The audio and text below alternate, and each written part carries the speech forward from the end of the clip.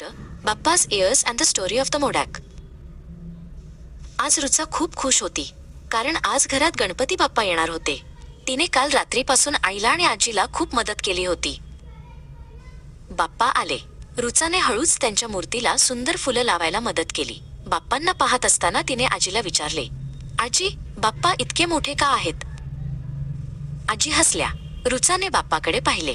बाप्पांचे कान किती मोठे आणि त्यांचे डोळे एकदम छोटे. रुचाने हळूच मोठ्या आवाजात विचारले, बाप्पा एवढं काय ऐकतात? आजी म्हणाल्या, बाप्पांचे मोठे कान म्हणजे आपण सगळ्यांचे बोलणे शांतपणे ऐकावे. मोठे कान आपल्याला शिकवतात की बोलण्याआधी ऐकावं, आणि छोटे डोळे म्हणजे सगळ्या गोष्टी काळजीपूर्वक पाहाव्यात. रुचाला खूप आवडले. ऐका आणि पहा, तिने मनात ठरवले.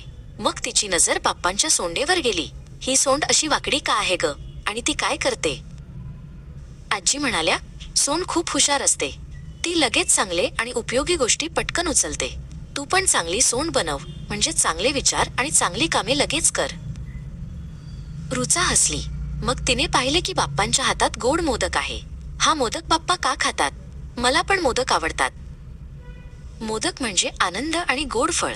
जेव्हा आपण बाप्पांसारखी खूप मेहनत करतो, अभ्यास करतो आणि चांगले वागतो, तेव्हा आपल्याला मोदकासारखे गोड बक्षीस मिळते, आजीने समजावले.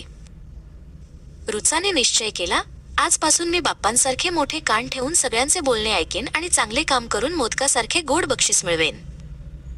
आजीने रुचाला मिठी मारली. गणपती बाप्पा घरात आले म्हणजे फक्त पूजा नाही, तर त्यांच्याकडून चांगले गुण शिकणे होय.